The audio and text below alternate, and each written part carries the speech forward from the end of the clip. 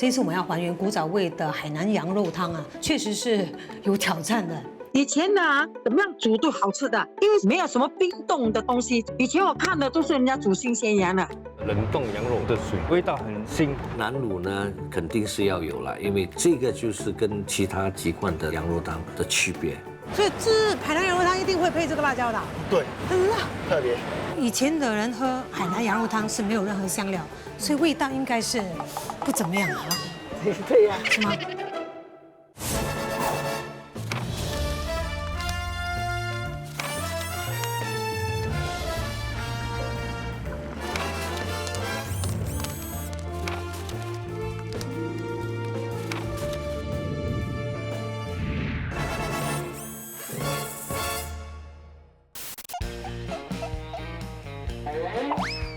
你们一定是以为我现在正在认真的阅读即将跟我一起还原古早味海南羊肉汤的这位厨师的个人资料，对吗？请看，你们都错了。为什么是一张白纸呢？很简单，让我告诉你，因为这位厨师呢，对于海南羊肉汤的认识，就好像我对这位厨师的了解一样，像这张白纸一样，一片空白。不过听说他年轻有为，勇气可嘉，他是二话不说就答应了制作单位的邀请，所以今天我要跟他一起先做个朋友，希望将来可以在这张白纸上面一起添色彩。Chef Daniel，Chef Daniel。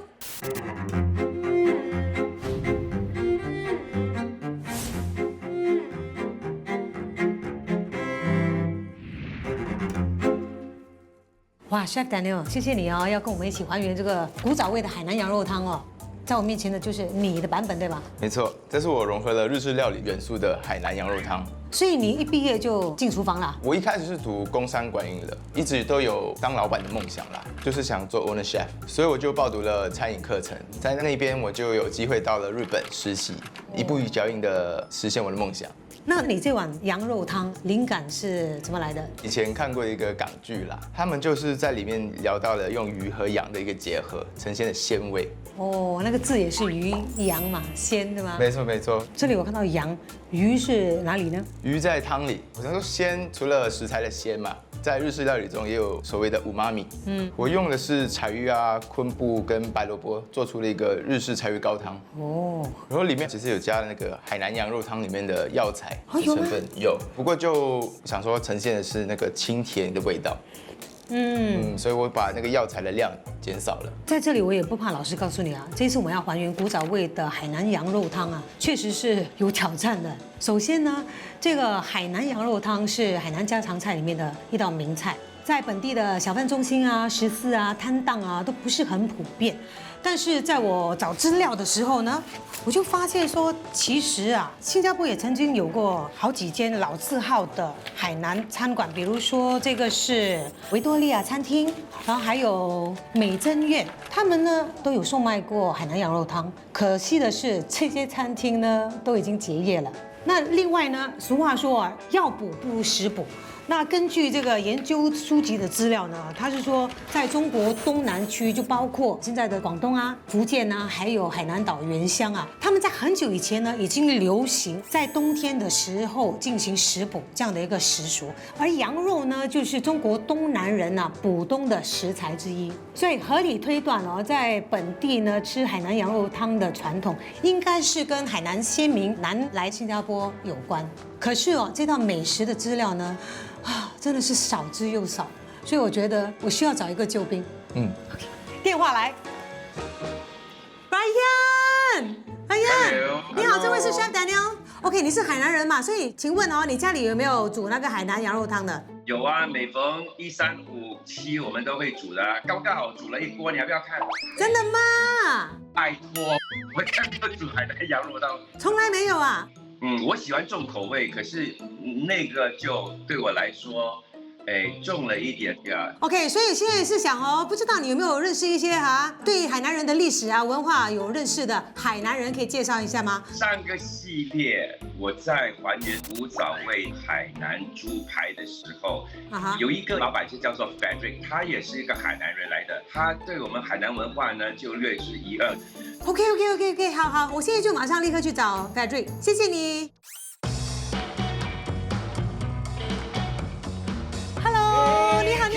请坐，请坐，请坐。你好 ，Patrick 是吗？哇，等你很久了嘞，我肚子饿了嘞。哦，来，坐。这位是 Chef Daniel。嘿，你好，你好，你好。哇，你已经准备好了。刚才陆江打电话过来说你们要到了，所以我已经准备好了。我的好兄弟。OK， 来了哈。来试一下。哇，那颜色好特别哦。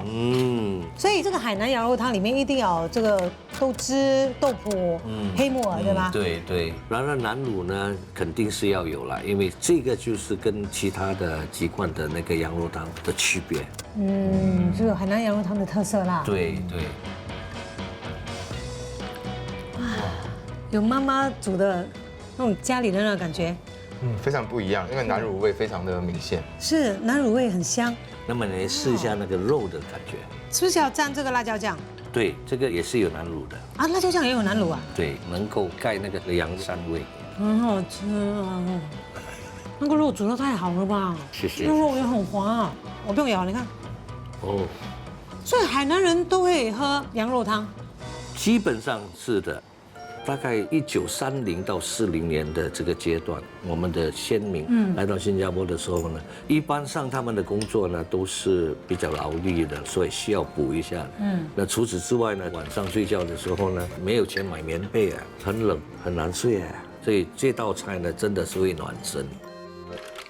20世纪初期，南来新加坡谋生的海南先民主要聚居在3条海南街上，分别是海南1街密陀路、海南2街巴米士街和海南3街蛇街。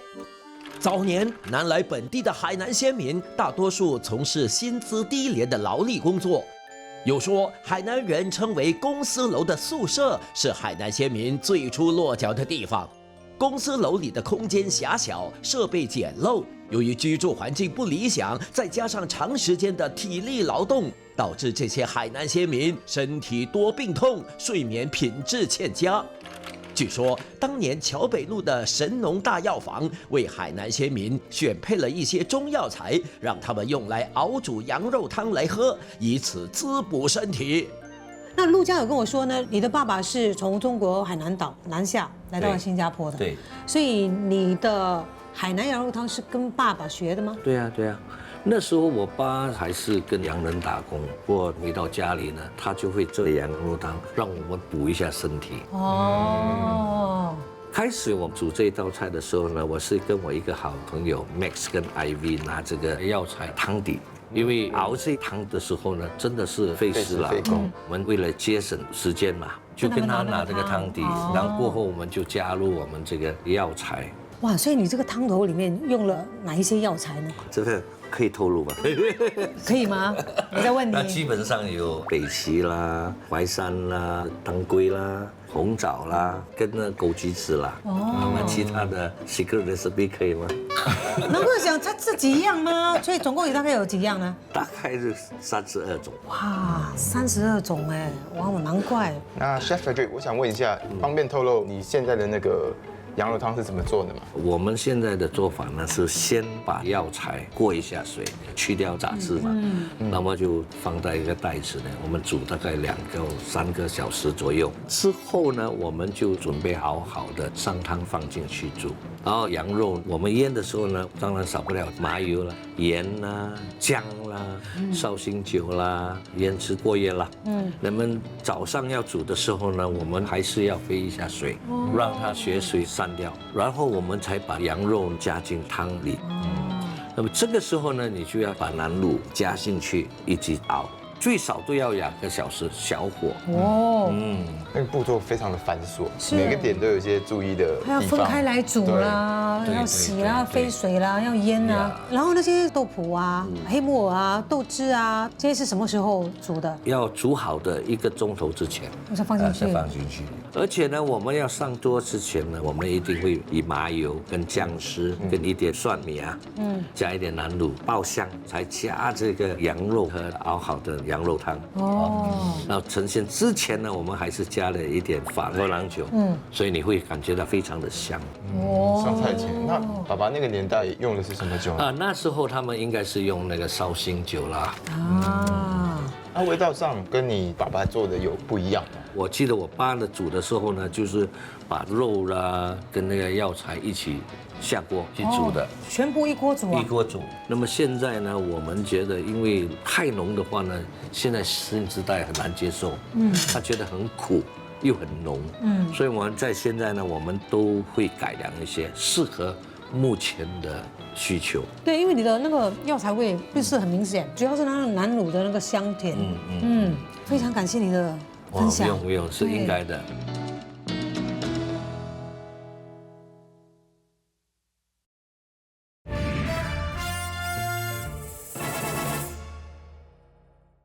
曲终收拨当心画，四弦一声如裂帛。东传西舫悄无言，唯见江心秋月白。你好，请问你就是那位 Chef Lee 吗？正是在下。你好，你好。幸会幸会。我知道啊，Chef Lee，你平时呢是非常钟情于中华古典诗词文赋的。那么你们家的这个餐厅的设计灵感，其实就是从刚才那个白居易的《琵琶行》得到启发的。那另外呢，平时你也非常的喜欢研究各种养生食疗的理念，对吗？对，可能是从小的熏陶，所以我想让食客在充满诗词的环境里面品尝到我们用传统的 recipe 创作的一些食品，就是想旧菜新吃了啊。这一个就是海南羊肉汤冻，太有创意了。是。你的这个海南羊肉汤冻，就乍看之下有点像潮州人的那个猪脚冻。对，所以我这个是可以一口吃的，是吗？你先试一下原味。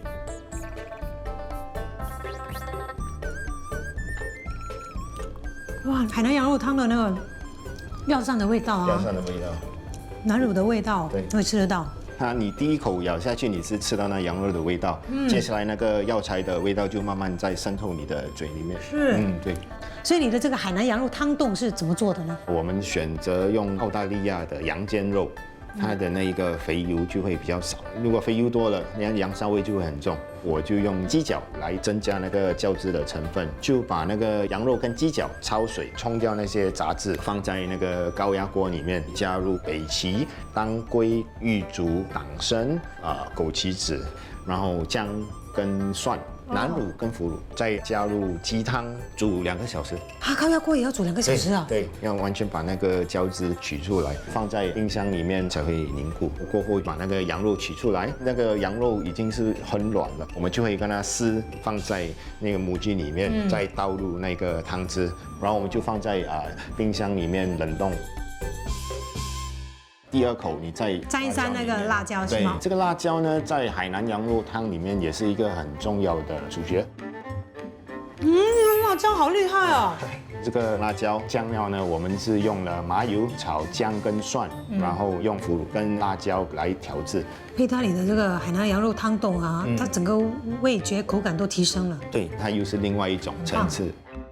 这一道凉拌菜呢，我们在海南羊肉汤里面都会有这些配料，就是用黑木耳、豆腐跟豆汁，对，所以我就把它做成一个凉拌菜来搭配。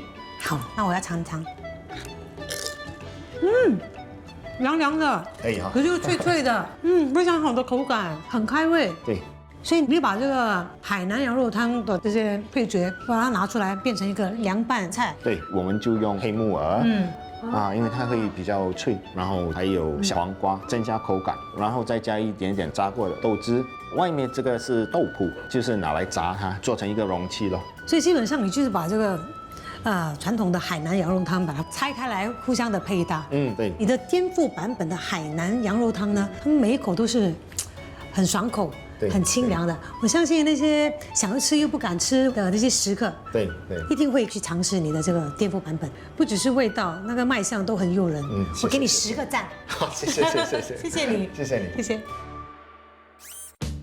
Frederick 有提到，他刚开始卖海南羊肉汤的时候，是跟他的好朋友 Max 和 Ivy 拿药材汤底的。那 Max 和 Ivy 这对夫妻就在这里售卖海南羊肉汤。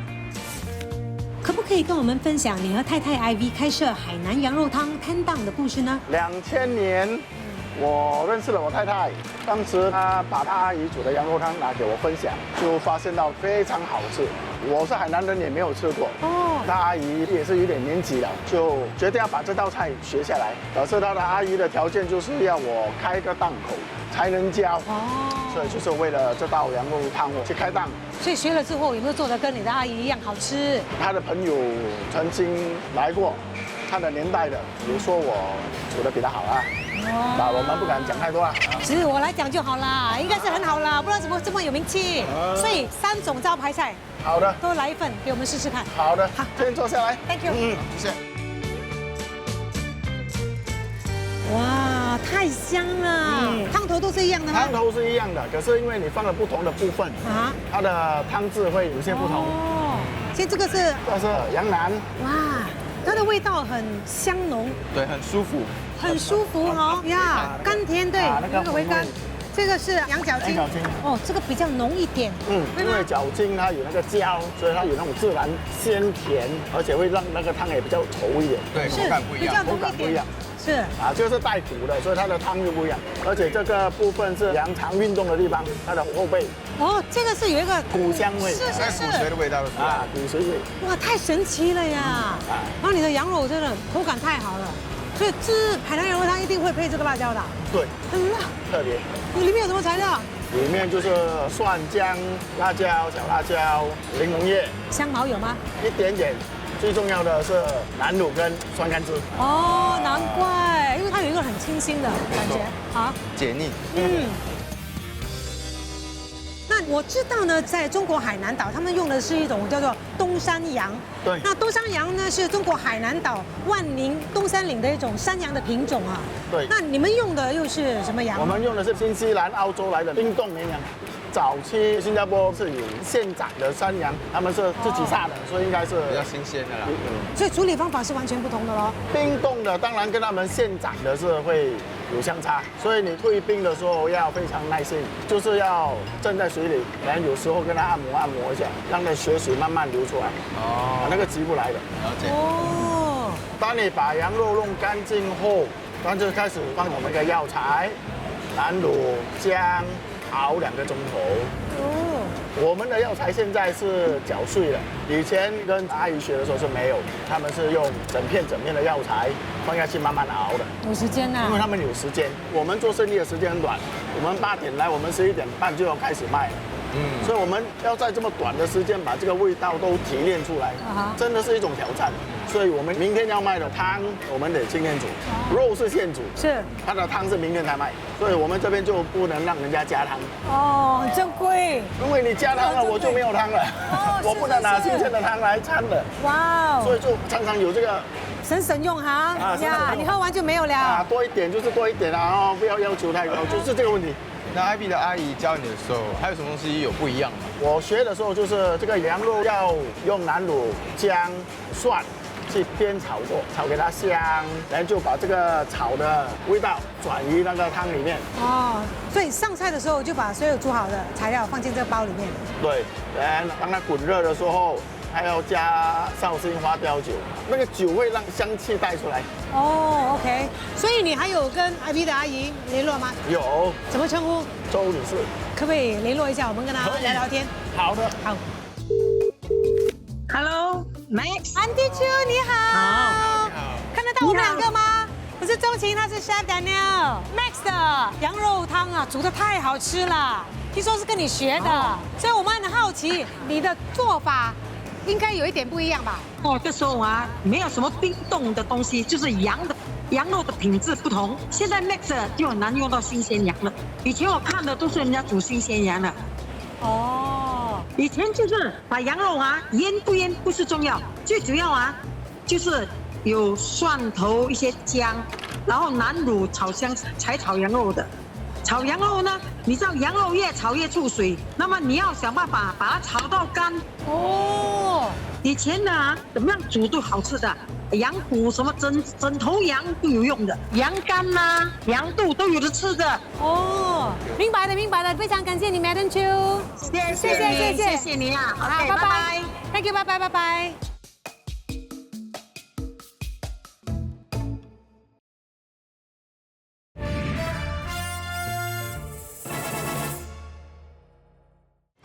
要去拜访的这位厨师呢，为了要寻找能够煮出最好吃的泰式冬粉虾包，曾经在泰国住过一段日子。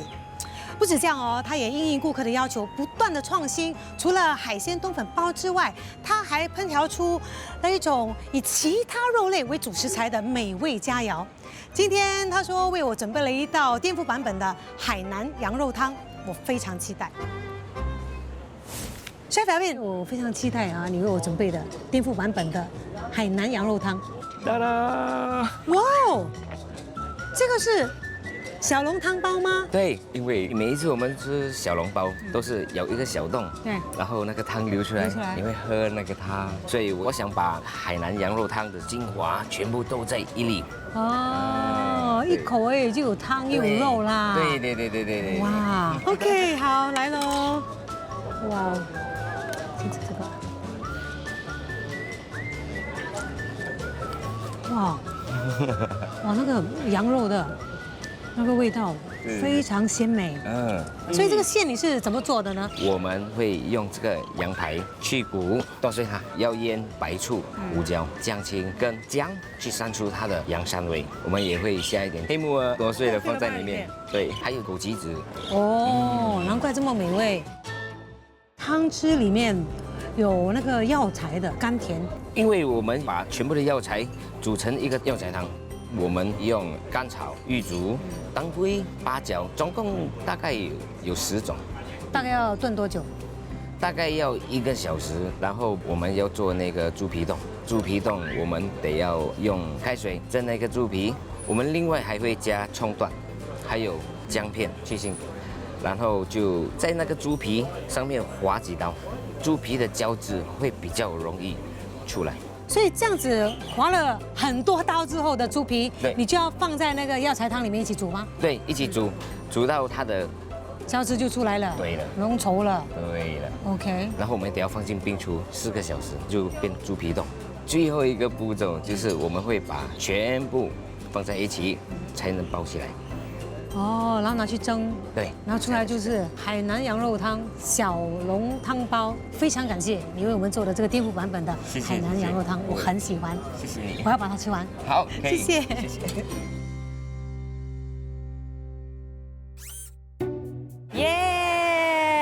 来，哇，太香了。 Kim 姐，在本地除了海南羊肉汤之外，在小贩中心常见的就是印度羊肉汤。这家非常不一样，是它历史非常悠久，1955年就开始在卖了。老板是第2代传人，爸爸之前是以流动小贩方式在卖的。哇哦，所以一定要先尝一尝哦。浓稠度不一样，颜色也不一样。哇，太好了！海南羊肉汤药材的味道比较重啦，还有南乳，可是这个感觉就是很多的香料。还有啊，我喜欢吃这个印度羊肉汤的另外一个理由就是，因为不是配白饭的，它是配这个法式的长棍面包，然后你就用你的面包来沾一沾这个非常浓稠的汤头，另有一番风味。还有啊，它的羊肉啊煮得非常软。 据我所知，早年呢，他们是用山羊肉来做的，羊膻味会比较少一点，然后也比较容易煮嫩。可是就是近几年来比较难取得山羊肉，现在都用澳大利亚或者新西兰的绵羊来弄，羊膻味就相对的比较重一点点。新香肉那方面呢，他们就要重新再调整。老板有告诉我，真正的羊肉汤，羊膻味不能有，然后香气一定要足，肉一定要嫩。吃完了之后啊，我想带你再去吃多一碗羊肉汤。这位师傅呢，今年67岁，他是传统海南美食的第3代传人。他在餐饮业呢已经有很多年的经验了哦，所以等一下呢，我们就去找他请教请教。好。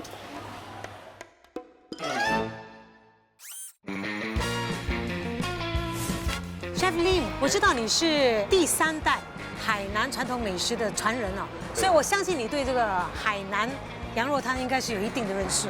哦，很了解。在第2次世界大战，我的父母亲跟我的外婆就从海南岛过来新加坡。当时他们什么都不会，就会煮东西而已。他们就决定在新加坡开一个餐厅，煮那个海南羊肉汤跟鸡饭。哦，那时候我是跟我的母亲学来的，那么我的母亲是跟我的外婆学来的。哦，这个羊肉汤对我们来说很重要，因为在每年过年过节的时候，我们海南人必须煮那个羊肉汤跟海南鸡饭，因为鸡肉跟羊肉在一起呢，听起来像吉祥，是一个好运兆。还有每年过年，我们海南岛很冷，所以我们必须煮那个羊肉汤，保暖呐，又补身呐。对，是。 OK， 这样我们来看一下啊，看 Chef Lim， 你的羊肉汤是什么样子？啊，可以。哦，好漂亮哦。羊肉汤基本上那个配料是很平常的，不过它的药材分别就不一样。哦，我妈妈的药材是当归、益竹、淮山、桂皮、桃果、枸杞子、红枣。 那我本人的做法又加多一点西式的香料，因为以前我妈妈煮的羊肉汤，他们是用新鲜的羊肉，鲜味不会这样重。那么现在很难找到新鲜的羊肉，所以我们拿的是冷冻羊肉。这冷冻羊肉要除掉它的鲜味，就加一点那个西式的香料。冷冻羊肉呢，它来的时候我们必须要用海盐跟水浸半个小时，之后呢把那水丢掉。 为什么？因为盐呐、你一放下去啊，它会逼出那个冷冻的水，冷冻水的味道很腥。是，了解。第二步，我们必须要拿烧水烫那个肉，它就逼出它的血，把杂质全部拿出来了。对，然后那个羊肉滴干之后，必须要用白胡椒粉、花椒酒、麻油、南乳腌那个肉。如果说有时间的话，锅也就比较好；如果没有时间的话，过了1个小时就可以拿来炒了。之后呢，用姜、蒜。 把它炒过后呢，去放那个南乳，小火炒，再做5分钟，然后倒羊肉的高汤，要滚的时候立刻放那个干的药材，干的药材需要时间把那个味道逼出来。所以说你看你要慢火去煮呢，至少1个钟头。干的药材不能煮过头，为什么？你干一煮过头的话，它的苦味就跑出来了。了解。那么接下来放那个第2部分的药材。 加上新鲜的材料下去，再做半个小时，就关火就可以放在一边了。所以这样的一个做法，跟当年你的妈妈教你的做法是一样的吗？都一样，这个基本上那个配料是需要的，就是黑木耳、豆汁、竹笋芹菜跟着红萝卜，是我自己加的。因为吃东西看要顺、漂亮跟美丽。是。对。以前海南羊肉汤啊，有哪一些羊的？ 部分是一定要有的。我妈妈那个时候那一代跟我的婆婆，他们除了那头以外了，什么部分都用来煮来吃。内脏也是吗？全部用来吃。肺啊、肝啊、心啊、胃啊，什么都吃啊。都吃的。OK， 所以现在我也看到你旁边有这个是香菜的啊，还有这个辣椒。这个辣椒跟我们鸡饭辣椒都一样。这里面有什么东西？里面有蒜、嫩姜。 2种辣椒，一个大辣椒，一个吉利巴利，因为大的不会辣，小的比较辣。还有放那个酸甘蔗的。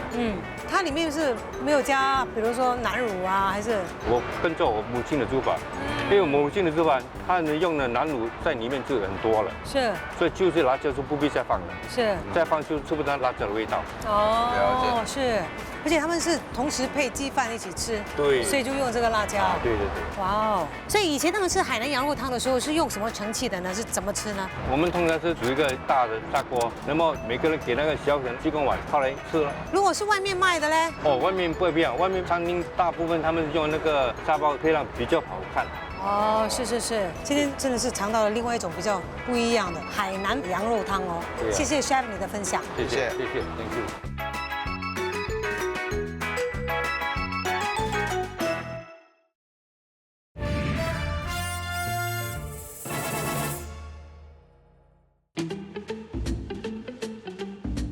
之前呢，你不是带我去品尝了印度羊肉汤吗？没错。对，所以呢，我也回家做了一点功课。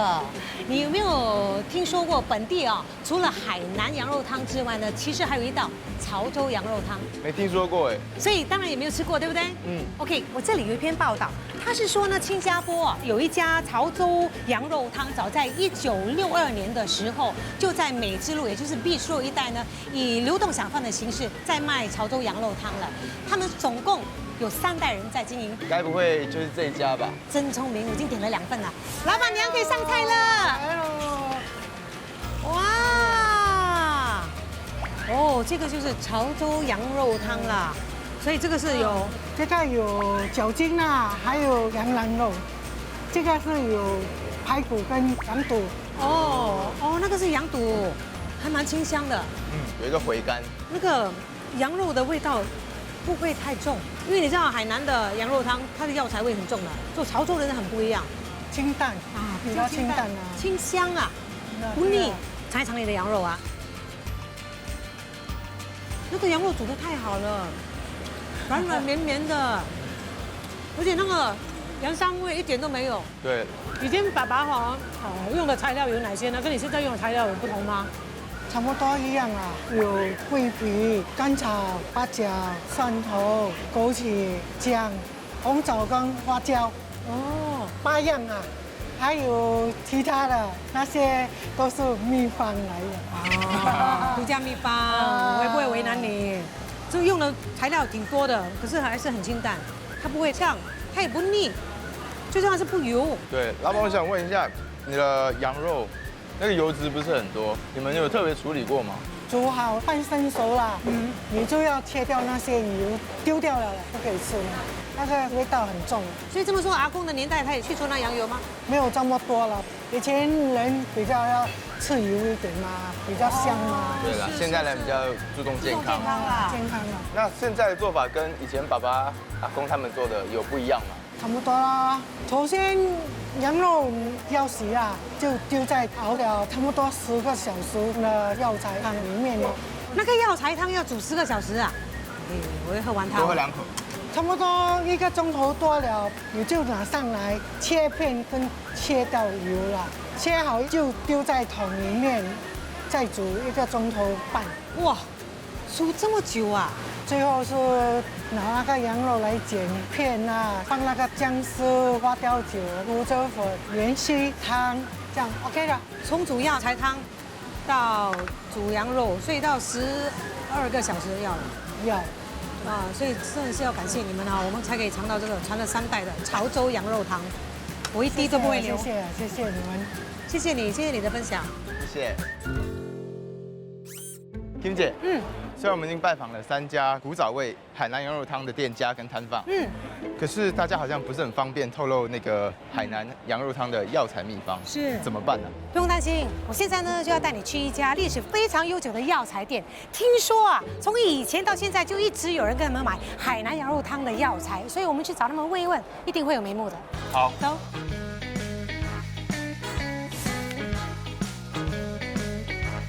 蔡女士你好，你好，这位是 Chef Daniel，你好。那我们都知道啊，本地的中药店哦，大多数都是由客家人经营的。对。那你们家也是其中一个老字号，对吗？对，我们也是客家人，我的家翁、家婆，还有我先生就在1957年在乌基班央石英里那边开始营业了。好，那早年是谁会来这边买海南羊肉汤的那个药材啊？通常是家庭主妇啊，我们就会问他，你的羊肉有几公斤，这样我们就配那个药材。所以那些卖羊肉汤的不会跟你买药材吗？很少啊，他来买的话是买几样。中药的，他说这个是秘方哦，他就开在隔壁。对，他说秘方来的，我怎么会跟你买到完？所以其实喝羊肉汤到底有什么好处呢？羊肉也是有温补，药材也是有补血、补气、滋阴的。我们喝起来就是补身体咯。这个羊肉汤哦，也是不用平时喝，年尾12月的时候比较凉，雨季。雨季的时候，下雨季的时候，我们就配给他们喝这个羊肉汤哦。因为燥热，对不对？哇，天天喝很补嘞，会流鼻血。对，真的会呀。那些有时候是哮喘的人哈，可以时常喝，因为它很温补嘛，它可以补他身体，补他的肺啊，不会说像寒，它就不会哮喘。那古早味跟现在的海南羊肉汤呢，药材方面有什么不一样吗？这样我就拿一些给你了。哦，很好，我们来看哈。哇，所以蔡女士，这是2份不同的，对，一个是古早味海南羊肉汤要用的材料，另外一个是现在的人用的材料，对，所以这个是比较古早味的，什么年代？50、60年代，就放这些比较普通的啦。OK， 这些是什么？红枣、甘草、枸杞子、淮山、北芪，还有这个党参，这个是当归，是补血补气。这个算是有祛风祛湿。然后这个玉竹，玉竹是滋阴润燥，所以它是没有用香料的，没有香料，这是药材味多。因为在50、60年代啦，那些古力啦，他们就是要补啦，那补气补血啦，他们就拿这个，因为他们用很多劳力啦，就是要这些补啦。现在的话就比较重口味，因为它很多香料嘛，煮起来的味道不同。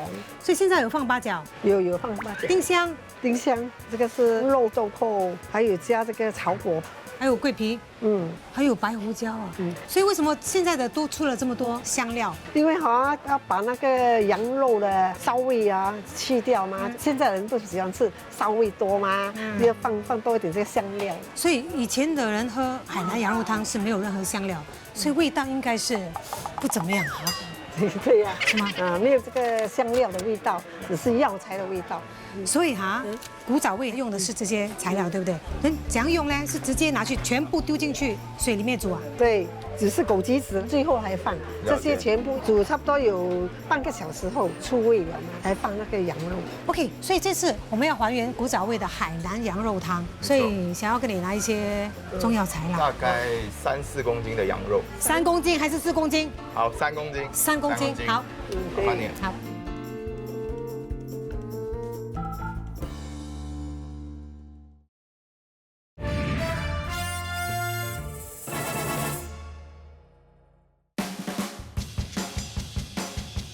终于来到这一刻喽，夏仔妞。钟欣姐，那怎么会选择这个地方呢？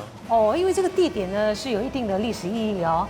这条街 Purvis Street 8米市街啊，是早年呢海南先民在这里聚居的地方。当然，这条街也叫做海南2街，所以我们就安排在这里，我们要还原古早味的海南羊肉汤。这样的安排你满意吗？非常满意。OK， 各家都有自己的说法。你是准备要还原海南羊肉汤的哪一些元素呢？我们看了那么多的摊档跟店家嘛，基本上是说用整头羊，所以今天我们买了很多不一样部位的羊肉。这边有羊排骨，然后这是脊椎的部分，这是羊腩，这是羊小腿，还有一些内脏。因为全羊嘛，以前他们家人已经杀了那头羊，就不要浪费，所以我想说羊杂我也用一点。内脏方面我们有羊舌，然后羊肝跟羊肚。所以用的是什么羊？也是绵羊吗？不是，我特别找了山羊，是冷藏的，因为以前是现宰的嘛，那我们用冷藏的就比较接近一点。好，所以先煮药材汤。对，我们先把药材放在这个药材包里。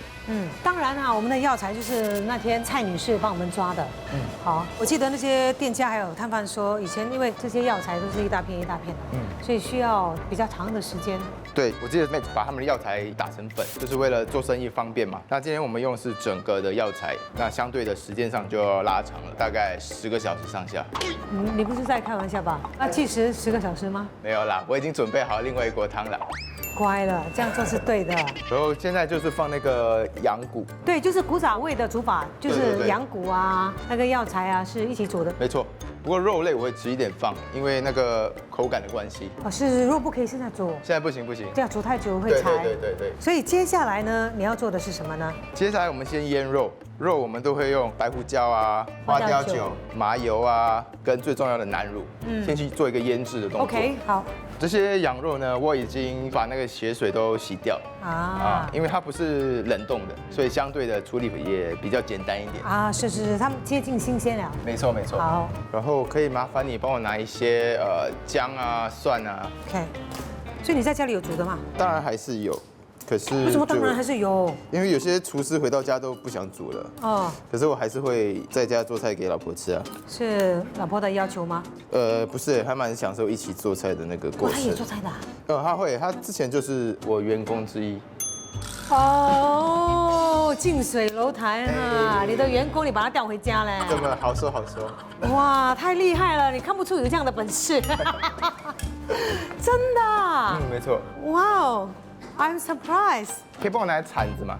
好，可以。之前他们都有提到古早味的海南羊肉汤就是有炒，所以今天我们也会把姜啊、蒜跟肉一起炒。哇，炒一下，它太香了。对，那个南乳味道就上来了。是。在炒的过程呢，我们也可以把腌料锁进那个肉里，这样子我们煮出来的汤有味道，肉也有味道。有道理。那肉汁收干了之后呢，那时候就差不多可以倒过去了。